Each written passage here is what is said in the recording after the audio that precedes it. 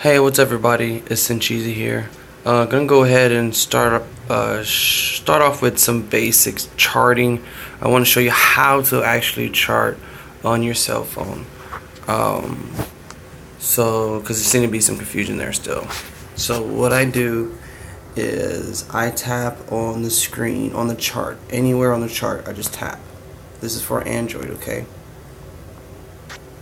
So when you tap on it, you get your time. If you're holding your cell phone sideways and you're on Android, on the left hand side is going to be your time frame. On the right hand side is going to be your objects. Okay. If you have your cell phone flipped up, now you get a circle. Okay. Tap on the screen anywhere, you get a circle. Okay. If you tap on the screen and then you get the little dial, go ahead and select the picture icon. So this icon right here. Okay, that's going to be how you get to your objects. So if I tap it, now I'm looking at my objects. Okay, you get two options at the top right hand corner of your screen. You get one to add an object and you get another to delete your object.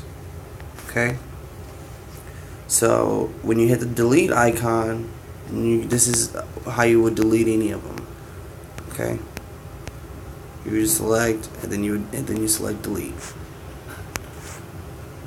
Okay, if you want to add an object, you hit the plus sign and here's all your objects. Okay, this is where you draw your vertical lines, your trend lines, your Andrews pitchforks, your Fibonacci retracements, your Elliott wave.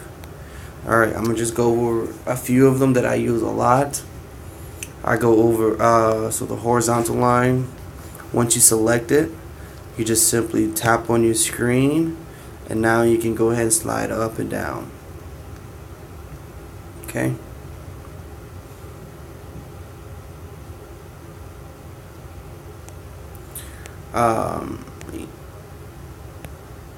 And actually I want to go ahead and bring this guy up. Okay, what I'm looking for when I'm drawing my left to right line is these tips, these wicks, respective lines. Okay, so you see how it went up there, it went up here, it went up here, it went up here. Okay, so that's what made me decide to draw my line there. Okay, now if that was my ceiling, let's go ahead and draw in our floor, horizontal line. Come in at the bottom, find a common area of interest. Looks to be a little bit lower than that right here. Okay, so that's how you draw those. Now you notice when you tap on it, on your object, there will be dots that appear. Okay, dots pretty much mean enable or disable modifications. So when it's disabled, you can't slide it, but if it's enabled, you can go ahead and pick it up and slide it, and you do that again by tapping it on tapping it. Okay, so what you can do here is you can hold it down with the dots appeared. So with edit mode enabled, you would hold it down. Now you can edit it or you can delete it. At the top of my screen you see these options. I got to add or delete up here. Add, delete. Okay, so if you edit, I'm sorry, not add, you can do different options here. You can name it.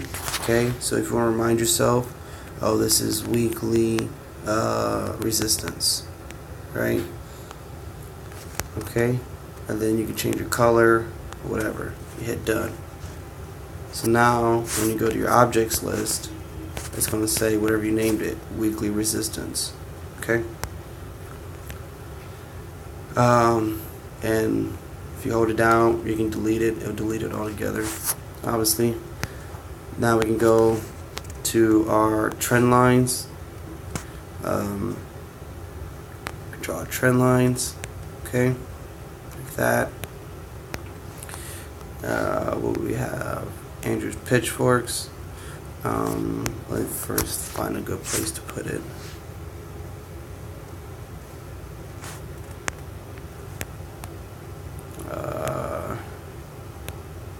So here we go. Andrew's pitchforks.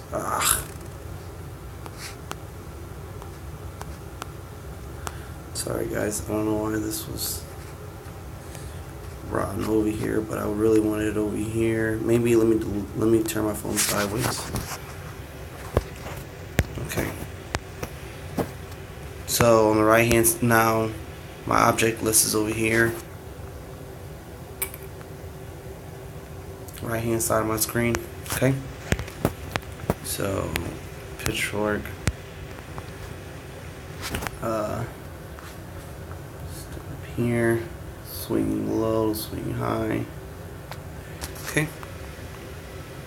And wow, that lined up pretty damn perfectly. So what the pitchfork does, gives you channels for price to move. You can see it's pretty darn accurate.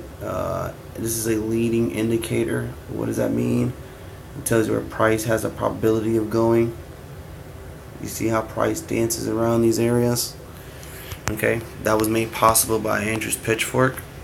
So that's why I like using that guy.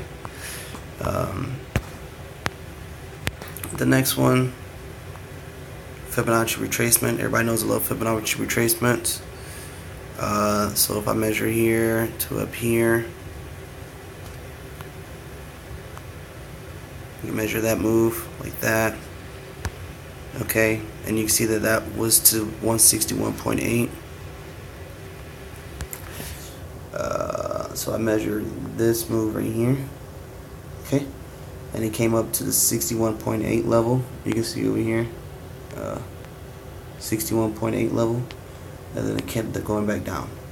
Okay, so now what's going on in CAD CHF based on the weekly? It's coming back up. It's gonna go back down. Okay. So that's how we use a Fibonacci retracement.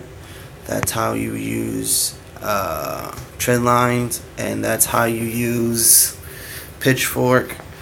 And let's see, is there anything else? Those are really the only things that I use, guys. Trend lines, pitchfork, retracements. Oh, we can do Elliott wave, one last one. Oh, and rectangles, these shapes, these give you the ability to do that. Okay. So if you wanted to highlight an area, you can do it that way. Not the biggest. I do use them. I haven't really employed them much. I'm good with just the horizontal lines, and then just remind yourself that those horizontal lines are not lines; they're actually zones. Okay.